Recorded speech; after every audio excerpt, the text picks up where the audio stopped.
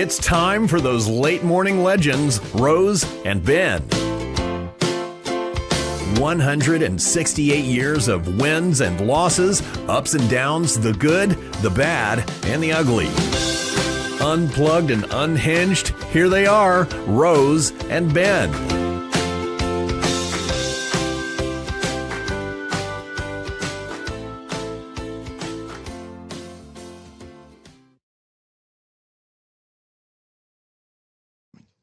Hello, everybody. Welcome to something a little bit different. As you can probably already tell by now, this is going to be a little bit weird. The Rose and Ben show, not featuring Benny B. Buckland. It is his birthday today, and for 4th of July weekend, he's at a conference, I believe. He's somewhere on the North American continent. I don't know exactly where he is right now, but Cade Kennedy here with you, filling in for Ben, of course, alongside Rose. Rose, it's good to see you again. At least two of us are here today. Well, I don't know where yes. Ben went. Well, Kate, it's great to be here. And you know what? When the cat's away, the mice will play. So we're going to do just about whatever we want to today. We can. And we have a very good program planned. But let's go back to, I think we need to hassle Benny a little bit about a few things. I'm going to turn that over to you. Yeah, I mean, we can. I mean, it's just... It was nice not being yelled at today. That the show was about to start, that we all had to, even though we're already sitting down in our chairs, we're all ready to go. I didn't have to hear quiet on the set today. Didn't have to hear a bunch of other stuff. It was a peaceful day. We just got up here, set everything up. Everything was nice. It's a bit humid of a day, but other than that, there's really no complaints. No. I mean, there really isn't. But this is kind of I guess we decided to plan on show and tell. Is really the best way to describe this, Rose. We have each brought our own guest today. Yes. Rose, we're starting with your guest. We've brought in Elizabeth Ritchie today. Yes, and we have a lot to talk about, an important thing for our little town of Alva. And then you brought in Jordan. I did. I brought in Jordan Green, award-winning journalist Jordan Green. I'll say that for him because he would never say it. Well, he's too he humble is. of a person, but I'll say it for him. Yes, he's very good and nice guy, and he has a lot of things to talk about. He's done some really great interviews. But with all that being said, Rose, I think it's about time to get into this. Okay. I think so. We've got Elizabeth Ritchie here, like I said. The Alva All-School Reunion is coming Correct. up. I mean, that's 2 weeks away. We've got 4th of July coming up. It's about to be a very busy time up here in Northwest Oklahoma. It is. They say there's never anything to do in Alva, but that is not true. People can't get enough time to go to the places they need to be. So with that, I will introduce Elizabeth Ritchie. She is in charge of the all-school reunion here in Alva, Oklahoma, which is quite an event for Alva. It's 17, 18, 19, and 20. And we will talk about what's going on, and she's going to give us an overview, and then we're going to come back and ask different questions. And I'll hand the mic to Elizabeth. Thank you, Rose. I'm really glad to join you and Cade today. I'm excited to talk about the all-school reunion. It's the first all-school reunion since 2000.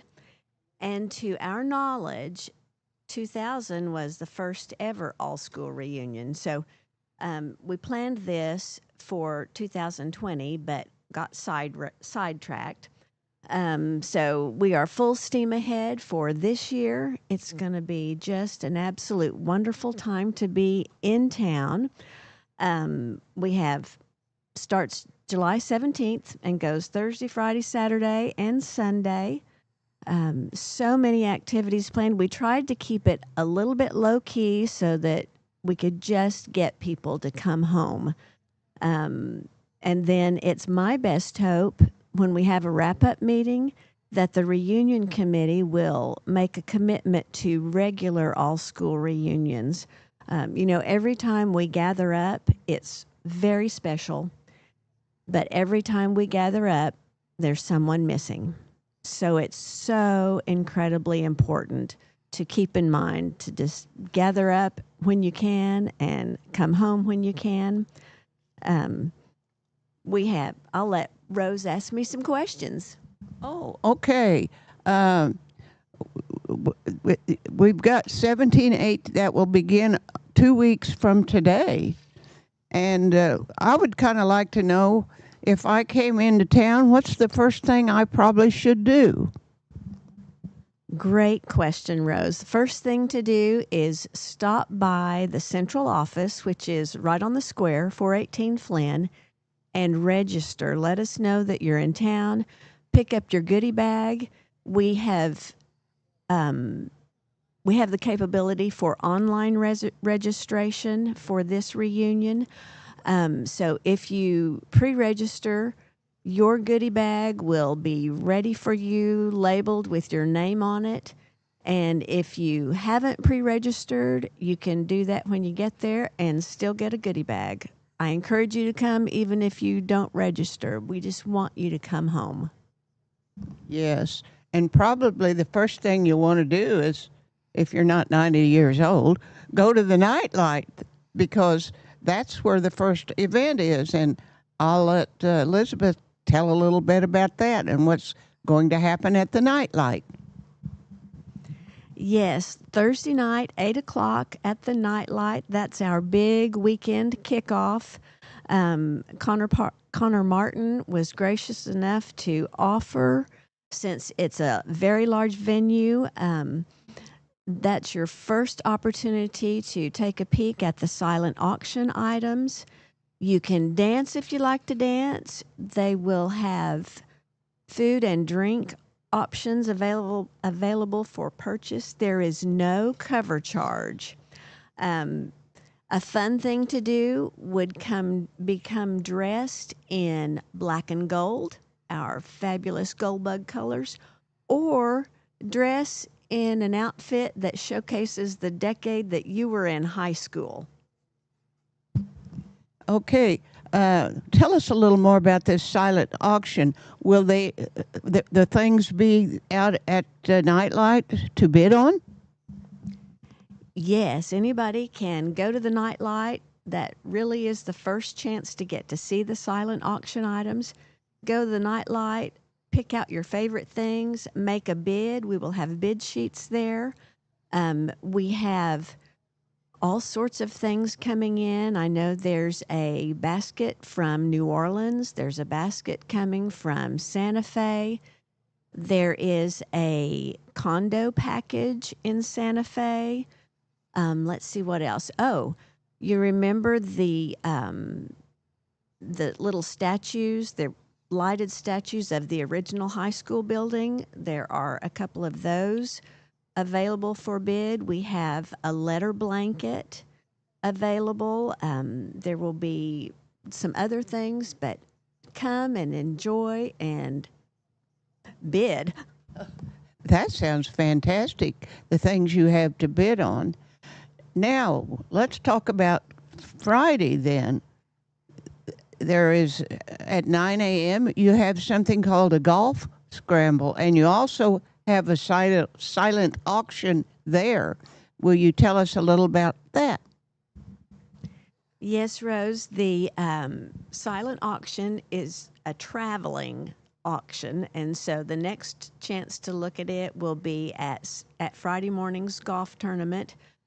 Registration for that or check-in begins at 8 o'clock. We still have a few spaces left. We have room for 22 teams. Right now we're at 15 teams and some at-large golfers that want to be on teams. So they tee at 9. It is a scramble, so they'll all be assigned starting holes. It's $500 a team. This is a fundraiser for the Alva Goldbug Education Foundation. So $500 a team means $125 per person. That fee includes lunch. It will probably be over around 3 o'clock. If you golf, you probably have a better idea of what to expect than what I can tell you. since I don't golf, but it will be a lot of fun. And the silent auction items will stay there. People can bid on them there, and then when that's over, the silent auction items wind up at central office, 418 Flynn Street. The people that win each item with their bids will be notified, and they can pick those up after the parade on Saturday morning. Okay. Did you mention these coins? Yeah, I was going to say the merchandising and some of that. I know we were talking about that a little bit. There's some kind of collective coin going on for the school reunion. Yes, Cade, it's beautiful. It's kind of a brushed gold or bronze look. One side has capital A on it, and the other side, of course, has the gold bug, and there's some writing around the edges. They are a little bit bigger than silver dollar size. They are available for purchase online and at registration, which I don't think I've told you yet. Registration is Thursday and Friday, 9 a.m. through 3 p.m., and Saturday morning, 9 a.m. to noon. Those coins are beautiful. They just arrived last week, and they really are exceptional. They'll be wonderful gifts. They'll be terrific keepsakes. We also have koozies for your cans, and 2 different styles of caps and 2 different styles of T-shirts. So you can look at pictures of those on our website, alvagoldbugeducationfoundation.com. And if you have not yet registered and want to do so, you can do that on our website. Okay. Now, about Friday evening, it says that it's open for individual class gatherings. So is each class supposed to be responsible for their gathering? Yes, that's exactly right, Rose. Some classes are doing like 3 to 5 classes around them, so they get to see all of the people that they were in high school with. But yes, we left Friday evening open for class and class group gatherings, and a lot of the classes have done that. I'm not certain if there's any rental space available still in town, but if you don't know what your class is doing, check your class's Facebook pages and the reunion Facebook page. We've been posting things as we hear of it. Some of that stuff has also landed on our website. This was such a big undertaking. It was going to be difficult for us to plan every class year's reunion. So that's why each class is in charge of their own gathering. Okay. Now I see we're having a parade on Saturday morning. That'll be exciting. Yeah, I think I'm just gonna get my golf cart all decorated up and be in it. I bet we'll be the oldest ones. I'll get LaDonna to ride and my other classmate and the class of 52. Do you think there'll be anybody there in that old? I think there is one person older, and I will, when I get back to my office, I will look that up and I will call you, Rose. You might want to ride. Yes, but that's going to be so fun. We've got, I think, 4 classes that have made a commitment to be in the parade, whether they actually do a float or a flatbed. Where do they start at? Oh, we will start, it's kind of tradition for all Alva parades to begin right downtown in front of K&K Auto Body, K&K Body Works. So that's where we will start. I think there are 4 classes that plan to be in the parade. The current Alva Middle School and Alva High School cheerleaders are participating. Their cheer coach thought it was an awesome time to, get everybody filled with Goldbug spirit. And if Rose comes and brings her golf cart, I'm going to be there. yes, and I tend to dream a little bit big. So if we have alumni band members that want to be in the parade, not asking them to march, but I would almost bet money that they all still know the fight song. If we have alumni cheerleaders, I would not even encourage them to do cartwheels around the square, but I bet they still know the chants.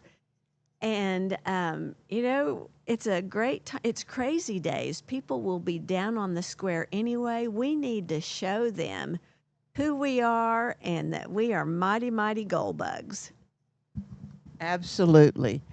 So I'm looking forward to the parade and being front and center for class 1952. Okay. Well, I actually have a quick question. I mean, we were talking about Rose class in 1952. How does that work trying to reach out to all those different classes? Is there any kind of sort of database you use or any kind of just how do you get a hold of all these different people? Well, there is a database, and it was generated at Reunion 2000. So it's 25 years old. We have made updates as best we could for the last 10 or 12 years.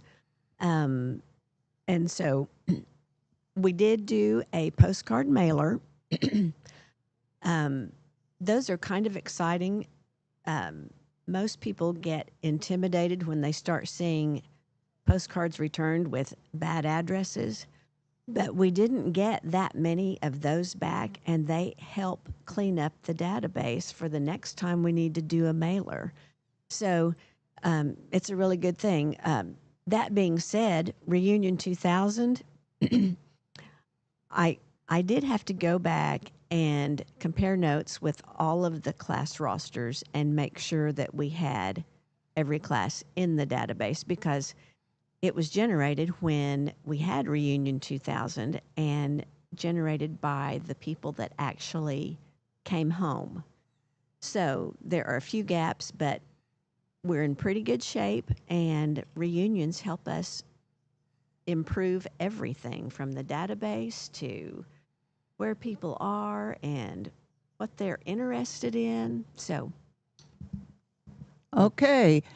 And then on Saturday, we have still two other things you might tell us about: the town and school tours, and then the Crazy Cool Cruise at night.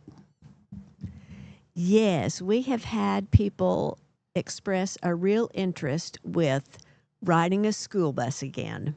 So we are providing that. The district is providing a few school buses. They are, if you come to the south parking lot of Alva High School between 1 and 3 on Saturday afternoon, you can get on a school bus and be driven around past all of the educational buildings in town. We'll go out by the new Salt Fork Arena, drive out by the airport, go by the Corey Washburn Memorial Pool, which is absolutely fantastic, and return to the south parking lot where you can disembark and be taken on a guided indoor tour of the entire high school complex. So, and if you don't want to ride the school bus, and by the way, they are all air conditioned these days.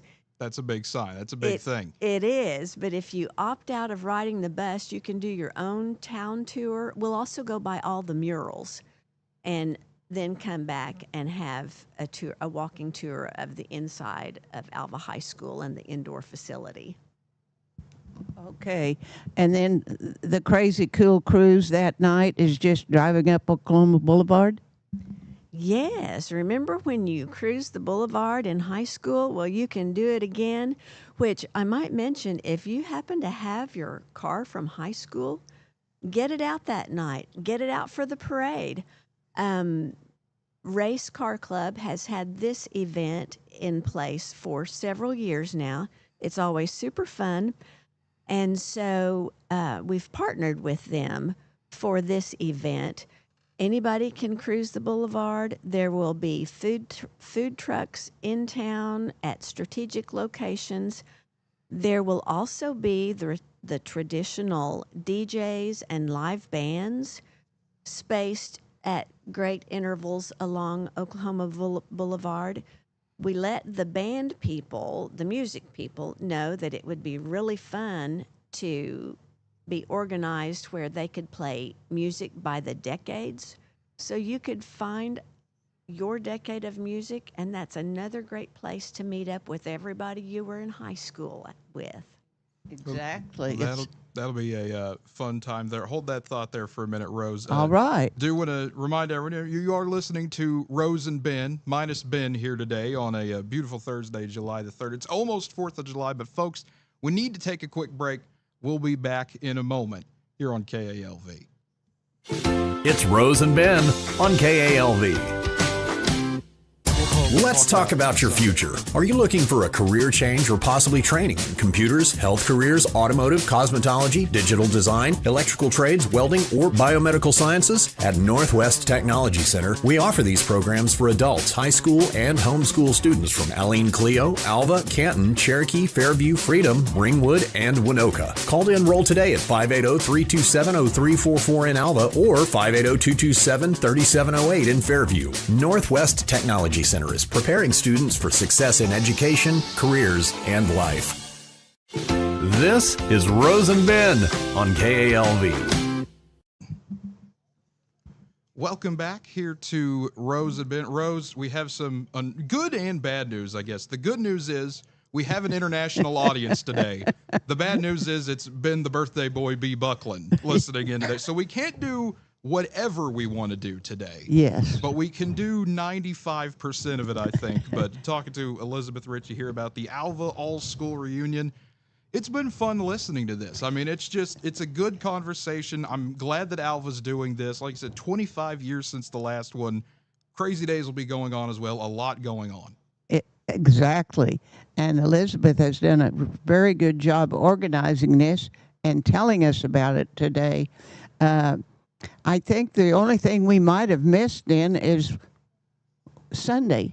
And with Sunday on the original invitation, tell us what is supposed to take place besides everybody's gone home on the 20th. Well, hopefully before everyone goes home on the 20th, they go to their home church, reconnect, and just be grateful for the weekend that we've had. There's also an opportunity to help wrap up the weekend. I'm sure there will be cleanup time, moving parts that we need to get back to their homes where we can be in an organized fashion. So I guess it's after you worship, it's another opportunity to volunteer. I mean, that's the true school experience. Okay, we're done, everybody. Now pick everything up. We got to get out of here. Yes, exactly. And, there have been lots of volunteers, and I'm still getting people even 2 weeks away. What can I do to help? So it's really special. Makes you understand the bumper sticker, Lucky Me. I live in Alva, Oklahoma. So it's this whole thing just reminds us all about what a special community we have right here in Alva. I mean, we really do. We really do. Yes, and is there anything else that you can think of that we've missed that you need to talk about?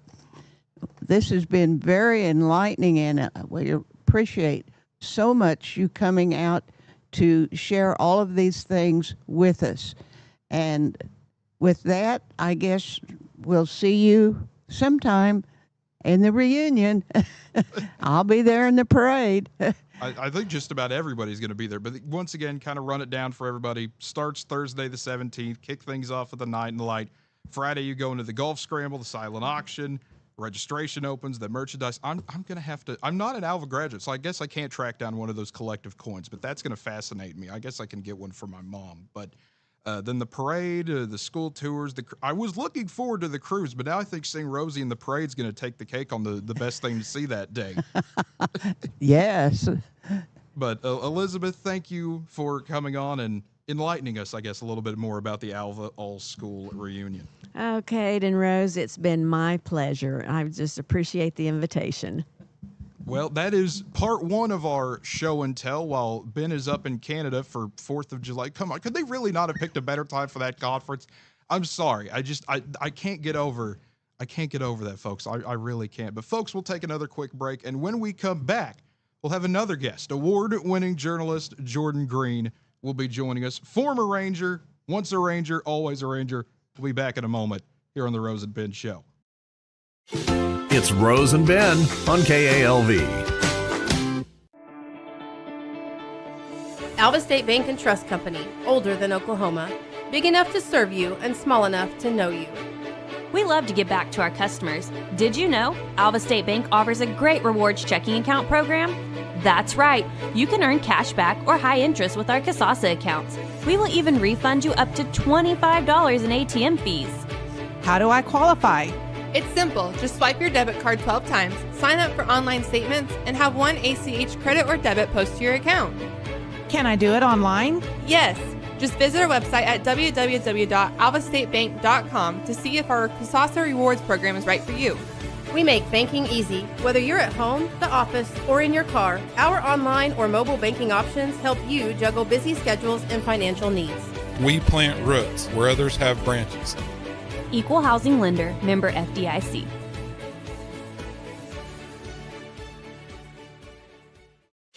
This is Rose and Ben on KALV. Welcome back here to Rose and Ben, the oldest and most mature morning show, getting a lot less mature today, a lot less experience. We go from Ben, who is, has a lot of wisdom, to me, who does not have very much wisdom. I'm just here most of the time, but we do have another guest today. It was great listening in to to that conversation about the Alva reunion, but we've got to shift gears completely now. We go from what's going on in Alva, we go hop the state line into Texas and talk to award-winning journalist. He will never say award-winning journalist, but he's too humble of a person to say that. But someone who I am lucky to call my friend, someone that we both know actually, Rose. That is Jordan Green, one of the reporters for the Longview News Journal. Jordan, we have you connected here on the phone line. How are you doing today, buddy? Oh, man, after listening to all that, you make a guy feel like he's got a head the size of a water tower. Well, that's kind of the plan. Well, you're supposed to grow up and be a TV journalist. That was my decree. Well, that was what she said, Rose. And, well, it's never too late. It's hard to disagree with you, Rose. I understand I'm sure that. Right about almost everything, and that's why you're on a radio show, is because you're never wrong. Oh, well, is that the reason?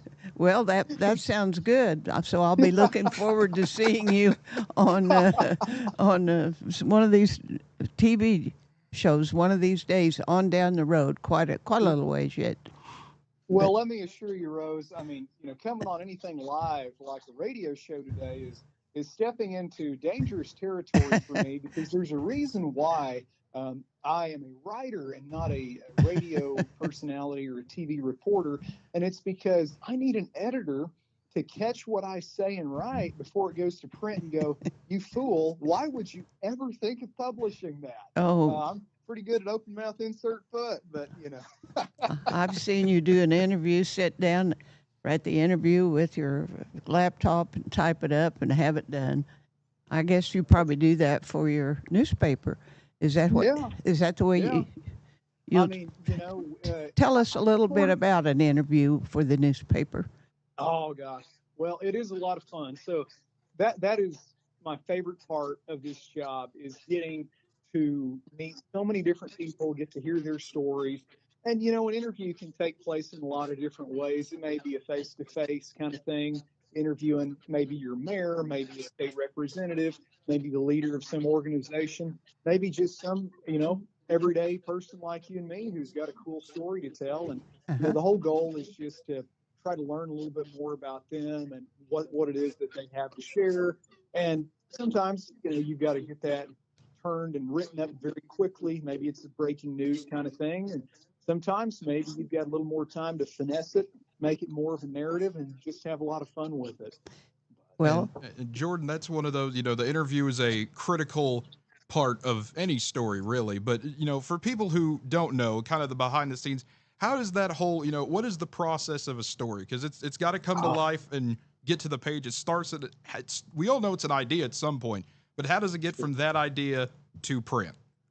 Well, that's a good question. And so we as journalists, we get story ideas from a lot of different places.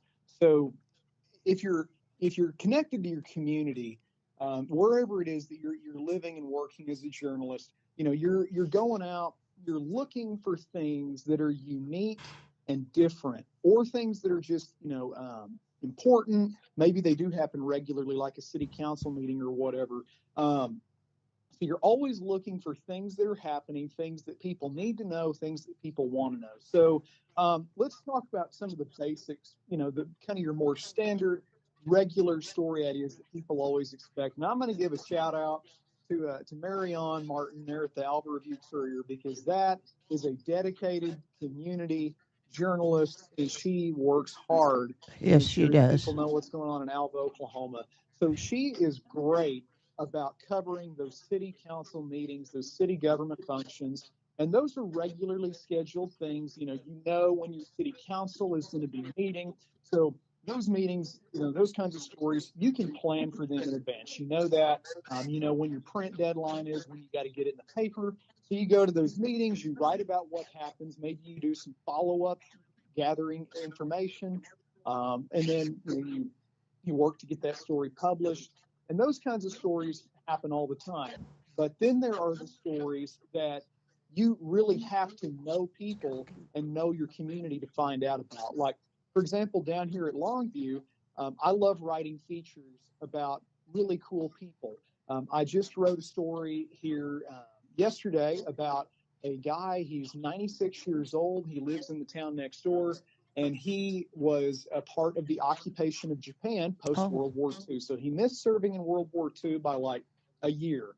And then he got to be part of the occupation of Japan, help rebuild such a war-torn nation. And I learned about him from some veterans I know in the community after having expressed interest in writing about World War II veterans, because there are so few left. And I've always been interested in that. So I was like, hey, I want to write about World War II vets. And the people I know, my sources, my friends, they go, hey, we got this guy, reach out to him, give him a call. So I go interview him, talk with him about his life, what he did in the military, try to synthesize that in a way that people would be interested in, could understand. I have to add historical context about what the occupation of Japan was and fit him into that. So, you learn about interesting people and events kind of just from the people that scrolling through Facebook. Sure, you can find a lot of good stuff on there.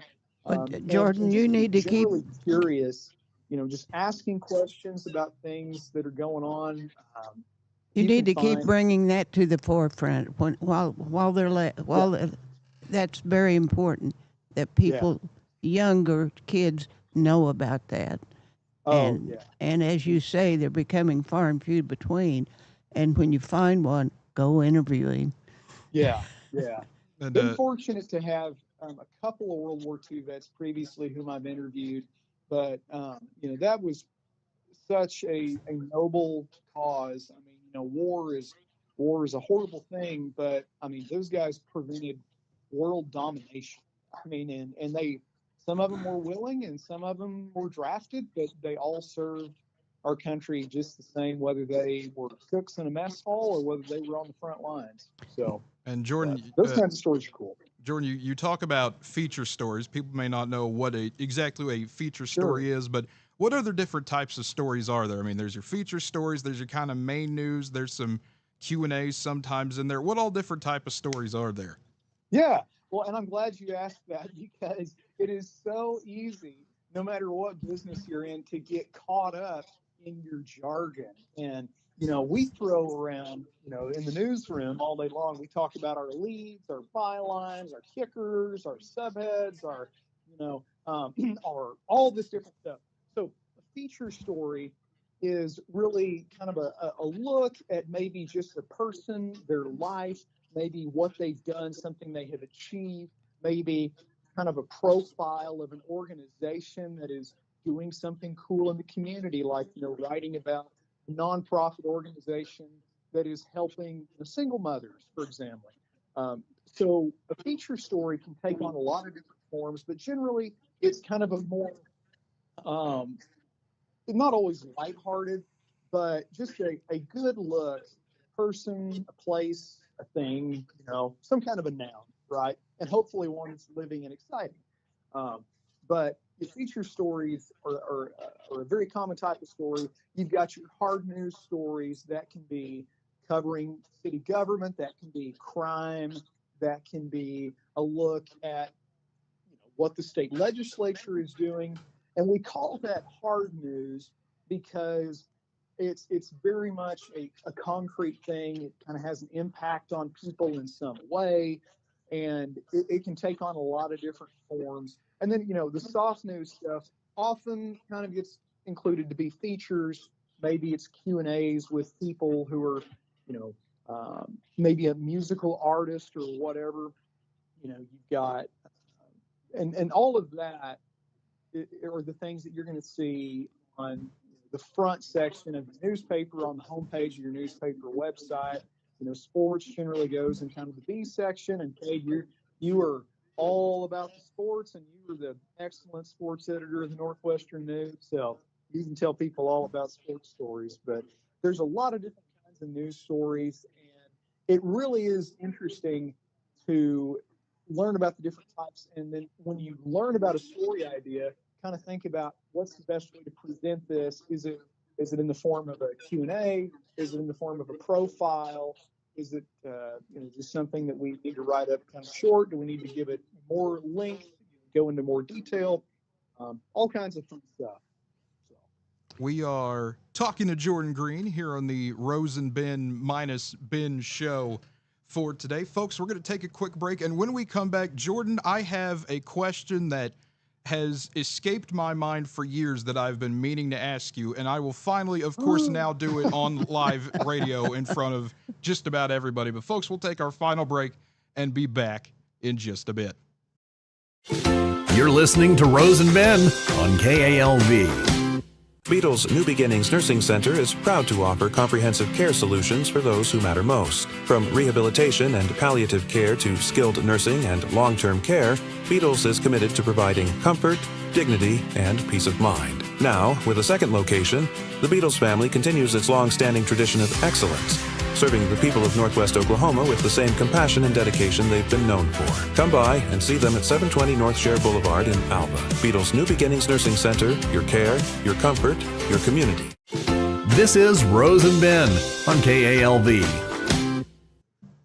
Welcome back to Rose and Ben. Cade Kennedy filling in today. Ben Buckland up in Canada, enjoying his birthday, I hope. I mean, interesting here. We've got Jordan Green with us, Northwestern alum, Blackwell native, and that's really what I want to talk to you about, Jordan. I mean, you're a reporter. You started doing journalism, I mean, really before most people would ever expect. I mean, you were doing this stuff. You were working for the Blackwell Journal-Tribune in high school. Am I right? Am I right about that?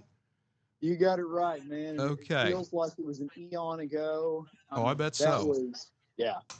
But the question I have for you, and this is something I've always wondered, is what was the reaction kind of? I mean, because I can imagine you just going in there, being a high school kid and just, hey, just trying to apply for a job or just trying to get that job. I could just kind of imagine the people being like, why is there a high school kid here? You are too young to want it. How do you know what a newspaper is? What are we doing? Who is this kid?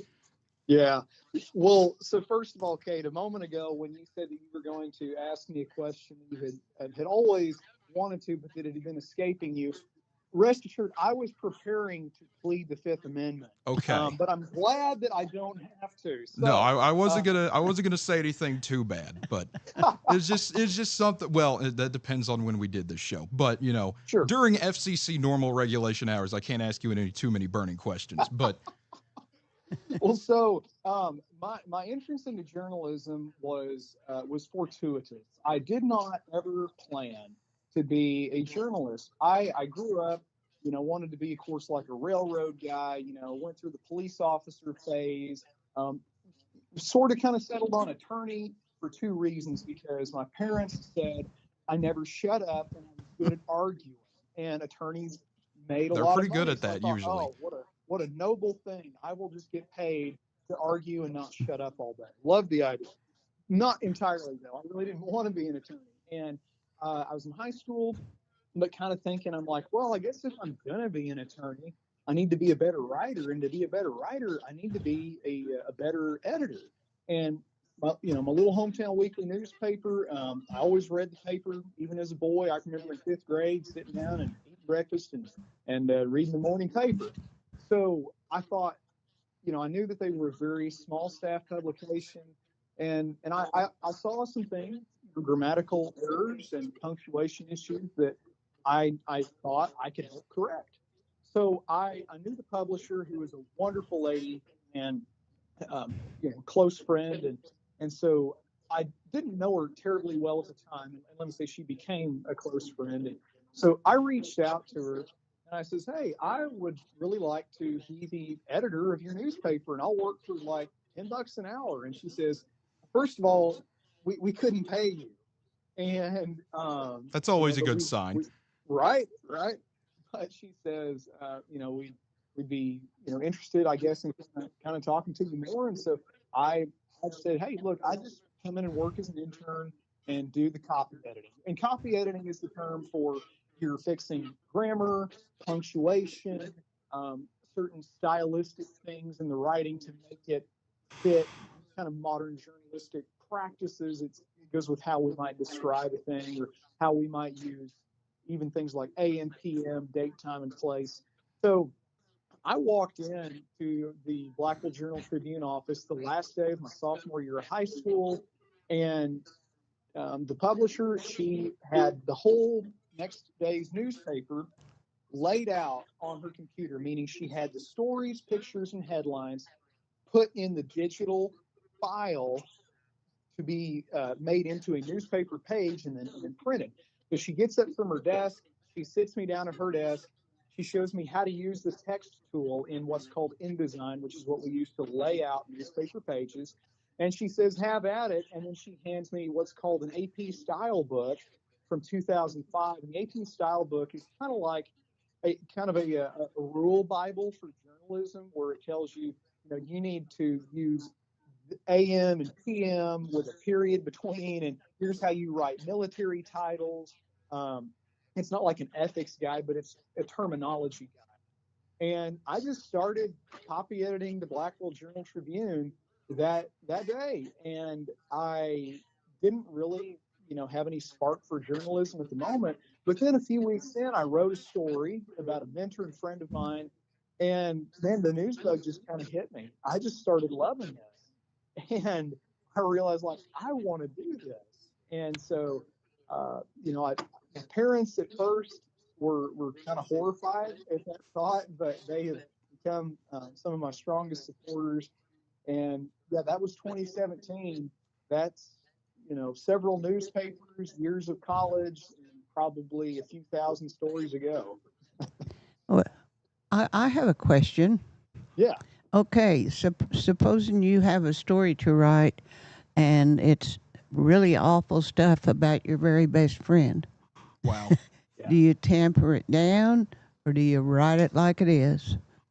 Well, that is an excellent question, and is the hardest part of this job. Now, I'm fortunate that Cade never robbed a liquor store when I was in Yeah, Northwestern, thankfully. so I never Okay, had to I write have that to one. mention this just real quick. I hate to cut you off, but this is happening again. This happened every time I was at college. I was always the example being used of someone that would do something wrong. Our journalism professors would do it. Other students would do it. Why me? What did I do specifically to everybody to make? I would like to think I'm a harmless person, but everyone keeps thinking I'm going to rob someone or do something really bad, or I don't know what is it. I don't know what is it. Is it the beard? Is it the hair? What is it? Absolutely the beard. Okay. No, really, Cade. I mean, you are the least likely Yeah, die. that's it. They know that it Yeah, there you wouldn't go. happen at all. Yeah, I mean, they know that picking on you, with criminal allegations is a safe thing. But there's some kids there. It's like, I don't know if I want to put that thought in his head.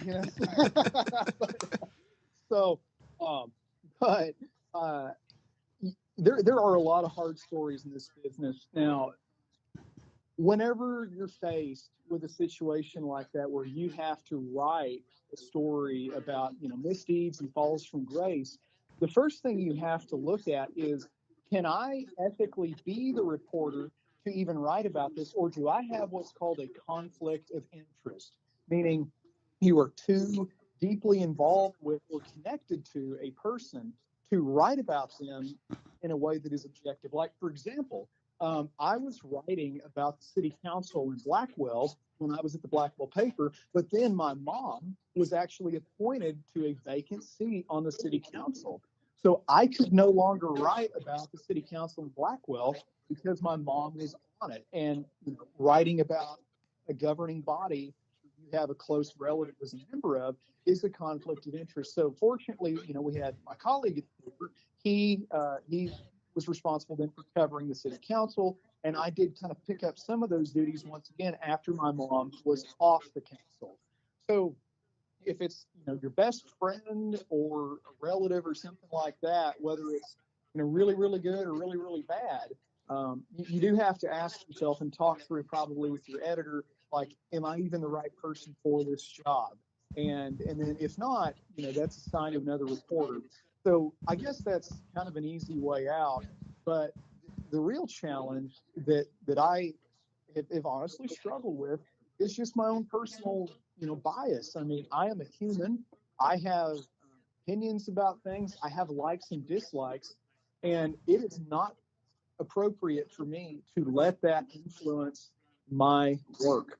So whether I'm writing a political story about some kind of an elected official who's doing something that I personally don't like, I can't let my bias influence that. I can't write the story in a more negative way or a more positive way to confirm what I believe. And it's also not my job to confirm what my readers might even want to hear. Like, let's say that you're writing for an audience that is strongly persuaded of one political view.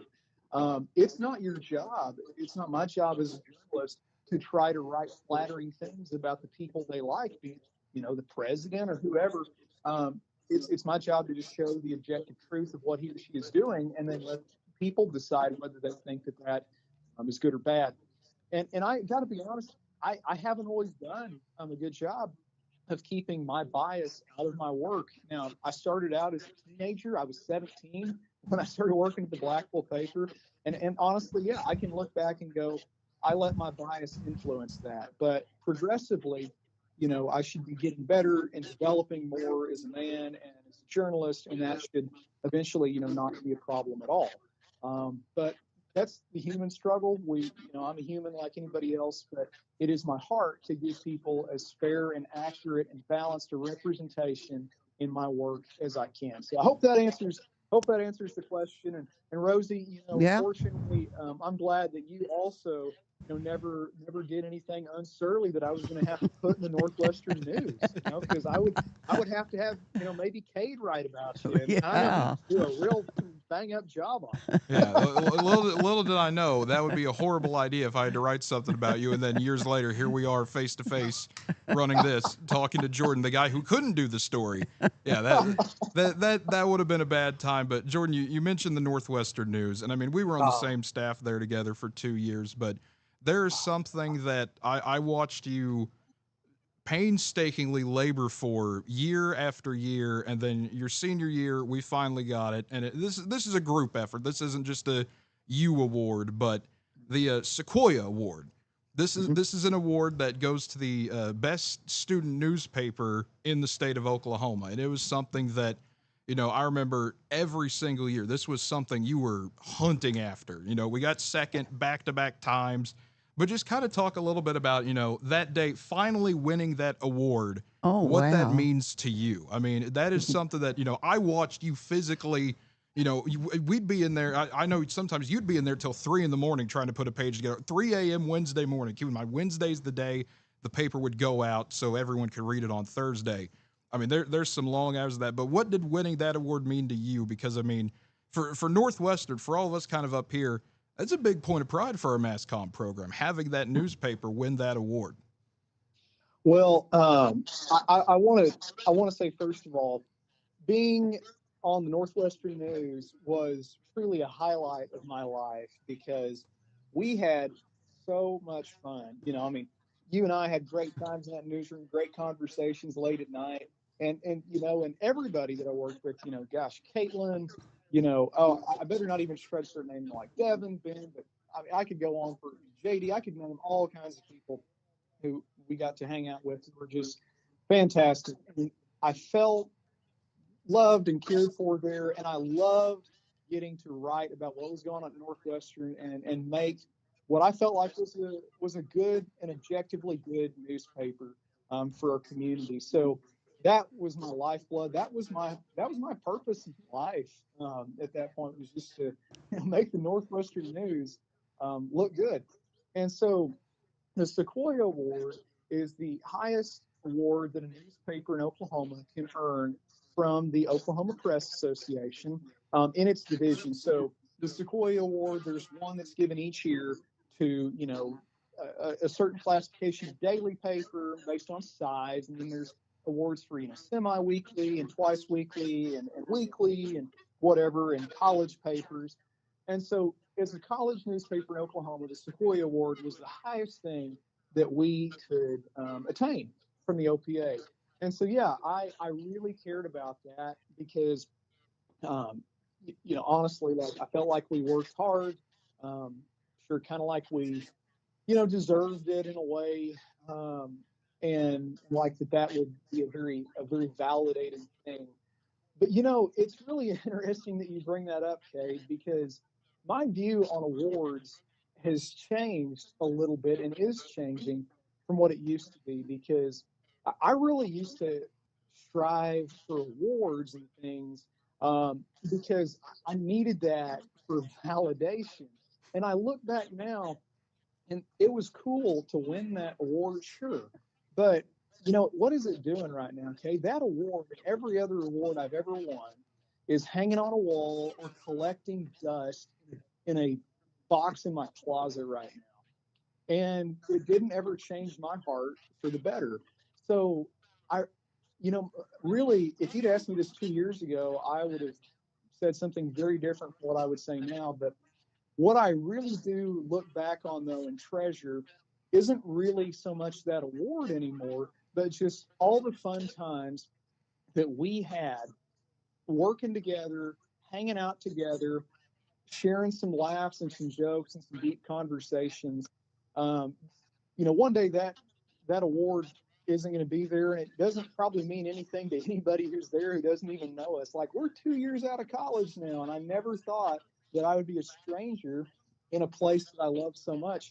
So I guess it just makes you look at what really lasts, and what really lasts is the friendships and relationships that we had, and those memories, and kind of, I guess it pushes you to look for what really is going to last forever. So I'm glad you asked that. That's kind of near and dear. Yeah, so that was an award that I remember. I remember when we opened that thing, it was like finding the Holy Grail. Just about, we were all huddled around waiting to see what this thing looked like, to see Northwestern engraved into that wooden thing, to finally know that, you know, that was ours. But that's something that I view as a point of pride, you know. And I think you hit it on the head. You know, that's not an individual thing. That is we all did that type of thing. And I think that for Northwestern, for Northwest Oklahoma, for the community, really, to have students, to have young people be able to come together and show that, you know, we could compete with anybody, you know, the OUs, the OSUs, the whoever's of, you know, the state even, that's a big deal. That's something that, you know, always, I guess it's more, it comes from a sports mindset that I view it like that too, where it's just, to be able to go out there and show that, yeah, we can do this. We can go toe-to-toe to anybody. We can tell good stories too. We can do all this as well.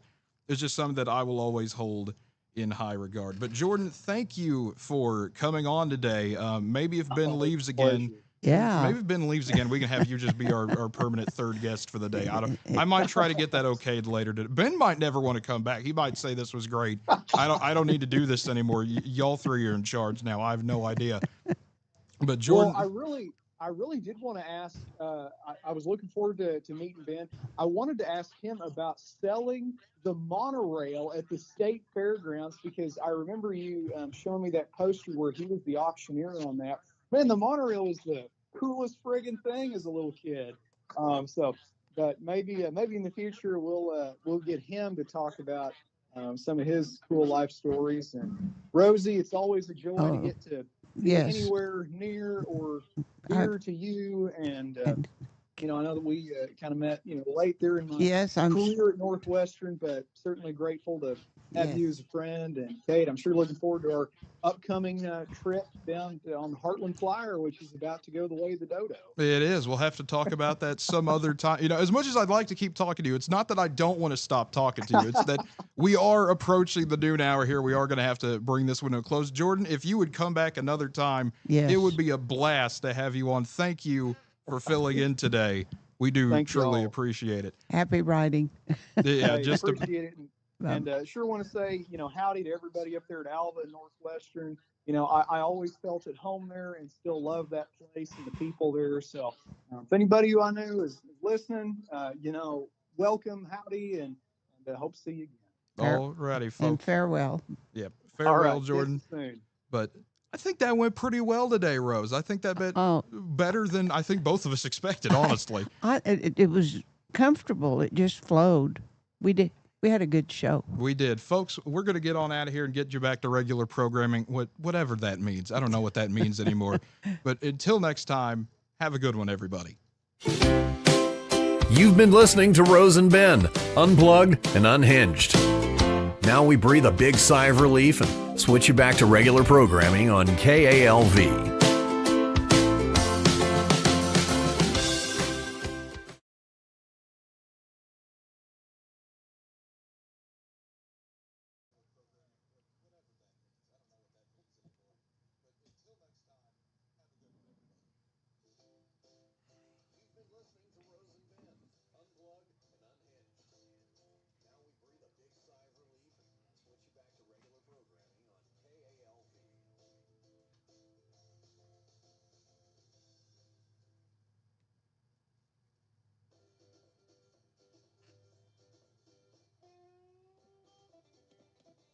There we go. Perfect. I think that fantastic. I think that went better than usual. Honestly. I hate saying that, but I think that actually went way better than I expected it to. Well, thank you. I appreciate it.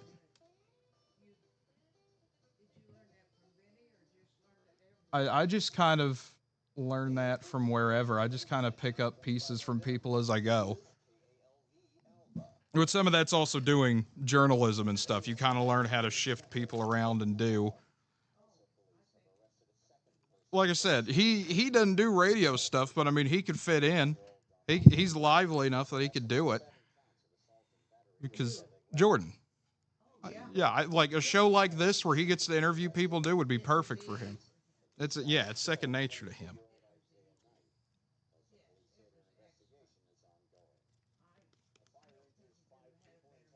Yeah, it was nice having a guest, and that's why I like Jordan too. It was nice having a guest that'll actually react and do and kind of just, you don't have to ask. Yeah. Yeah. It was nice having guests that just, we're going to ask you this, just roll. We don't need to prod them in anything. We don't need someone to just kind of ebb and flow it perfectly. Yeah. And that was only like half the stuff I wanted to ask him. And we went 30 minutes. So hopefully one day we can get him on again, because I would like to have him on